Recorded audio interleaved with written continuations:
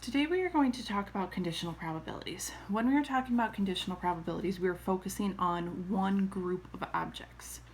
If we compare this back to what we think about from our set terminology back from chapter 2, instead of looking at an entire Venn diagram, we're going to be focusing just on one circle or one set.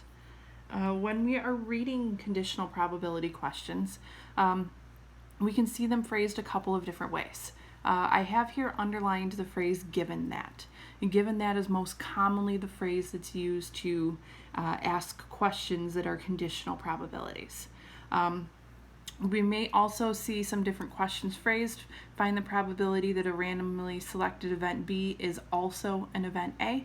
That's another way that our questions can be phrased. But more often than not, especially in the ones that I'm going to give you, you're going to see the phrase given that included. As we continue to go through these, we're going to go through and talk about a couple of different other vocab words and some terminology, and then go through and actually find some of these conditional probabilities. All right, so the big difference is the Venn diagram, what I just mentioned. Right?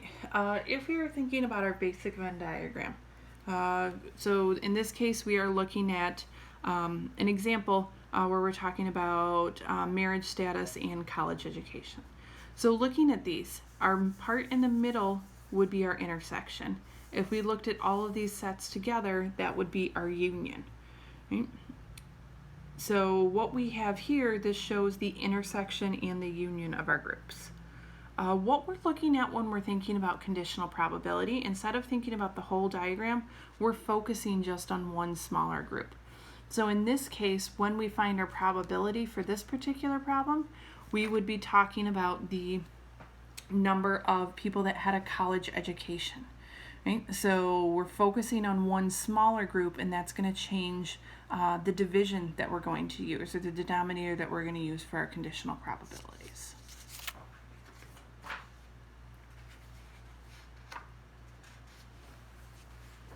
Alright, so the first example that we're going to look at, we're not actually going to find any conditional probabilities. We're just going to talk a little bit about the terminology. Right? So how do we know if it's an and problem? How do we know if it's a conditional probability problem? How do we know what we are looking at? So in this first example, decide if the events in the question are used in a conditional probability or in an and probability. Explain. Write the statement using probability notation. For our notation, the selected person A, event A means that the person goes online. Event B means that the person is a teenager. Right. So in example 1A, we are asked the probability that a randomly selected teenager will go online sometime during the month. So what we want to decide here, are we looking at a group, a smaller group, or are we looking at the whole? The way this question is phrased, we are looking specifically for a randomly selected teenager. That means that we are focusing on a smaller group. So this would be an example of a conditional probability, right? Because we are given that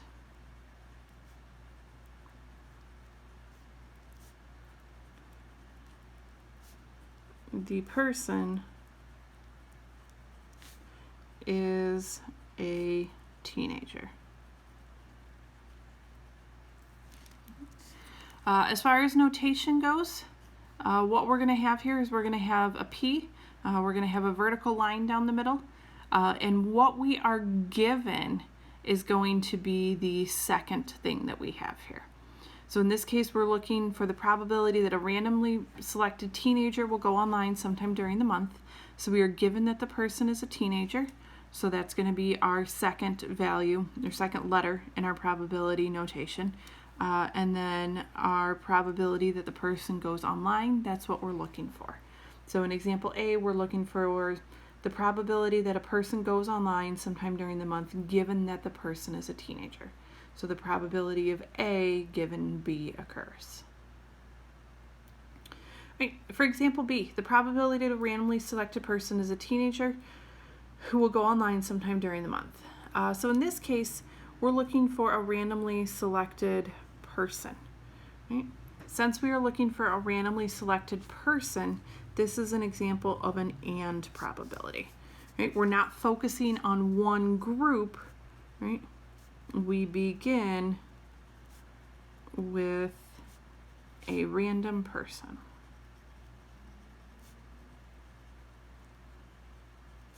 So this would be an example of the probability, oops, I don't want that out there, of A and B. So the probability of just randomly selecting a person, right? Not necessarily one of our specific groups. Right, the probability that the randomly select person who goes online this month is a teenager. In this case, it kind of looks like example B, but we are talking about a randomly selected person who goes online. So like example A, example C is going to be another example of a conditional probability because we are given that the person goes online. Our notation is going to look similar to our notation in example A, but the difference is our events have been rearranged. So we are given that the person goes online. Again, what we are given comes second in our notation. What we are looking for a probability of comes first. So in this case, we are given that the person goes online. So we are looking for the probability of B, that they are a teenager, given that A, the person goes online. Again, there's a couple of questions that you might run into that have kind of tricky wording. Make sure you're paying attention to those. For the most part, though, a lot of the ones that you're going to see, you're actually going to use or see the phrase given that actually right in the problem to make it a little bit more straightforward. Right. So example 2. Right. A single card is selected from a deck of cards. Determine the probability that it is a club given that it is black. So we are looking for the probability that the card we have selected is a club given that the card is a black card. Okay. So up on the top, we want to think about, well, how many black cards are clubs?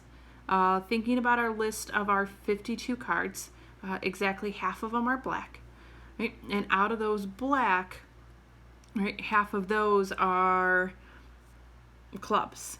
So we're going to have 13 out of 26, right, cards for this case. So the probability that the card is a club given that it is black. Right? So we're only drawing out of 26 cards. Right? We've shrunken our deck of cards by half because we're only looking at the cards that are black. And out of those 13 are clubs, and that's going to give us a reduced probability of 1 out of 2, or we could write it as a decimal or something along those lines.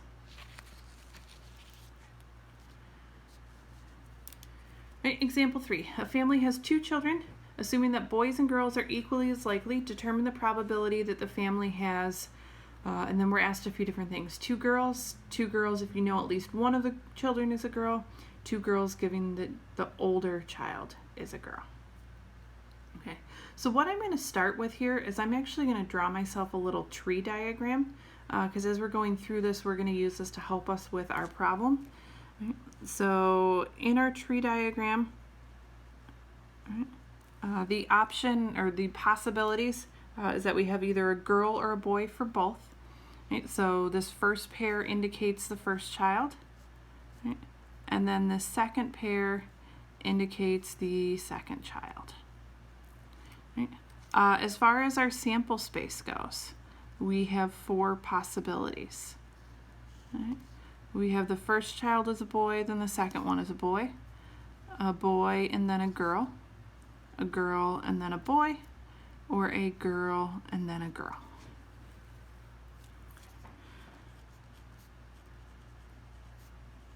Okay, so for example A, we're going to use the sample space to determine the answer to our problems. So what is the probability that the family has 2 girls? Well, looking at our sample space, we have exactly 1 that has 2 girls. Right, 1 out of the 4. So the probability that the family has 2 girls is 1 out of 4. What is the probability that the family has 2 girls, given that, or if we know that at least one is a girl?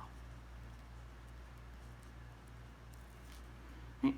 Well, we still only have one case over here where we have 2 girls. So our numerator is still going to be 1. Our denominator, though, is going to change. Instead of taking it out of our total, we're focusing on a group, and our group says that at least one of them is a girl. So in our group, we're going to include these bottom 3 parts of our sample space. Right? We don't want this top one because that's 2 boys, but the rest of these have at least 1 girl. So our probability for B is a conditional probability. Again, we're dividing it by a smaller number of events in our sample space rather than our total. Right, for C, probability of having 2 girls, given that the older child is a girl. Right, so we still have exactly 1 event in our sample space that has 2 girls, but in this case we are focusing on these bottom 2, because in these bottom 2, these represent the first child being a girl. We can't use these top 2 because the first child in there happened to be a boy. So this last one is 1 out of 2. So the idea is looking at these and comparing these different answers, right? Whether or not we have a conditional probability or we're looking for a probability as a whole, we're going to either divide by the total, like we did in example A, or if we're focusing on a smaller group, we're going to divide by a different total to get different probabilities, in this case for B and C.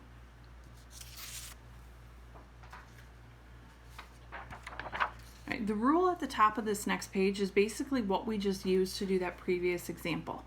Right, so our rule tells us that if we're finding a conditional probability, we are going to take our probability of both divided by our probability of whatever event we are looking at occurring. Looking at these, since as we're comparing different cases, we're not necessarily going to use the entire probabilities for our and our individual events. We can kind of focus on 2 different numbers that we can divide rather than 2 different probabilities.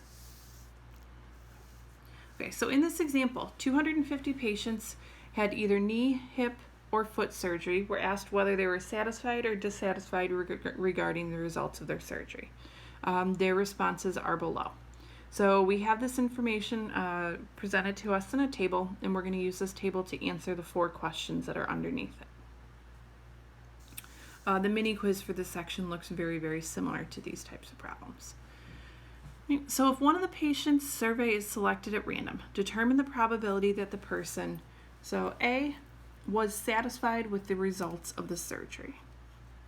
So the probability that the person was satisfied.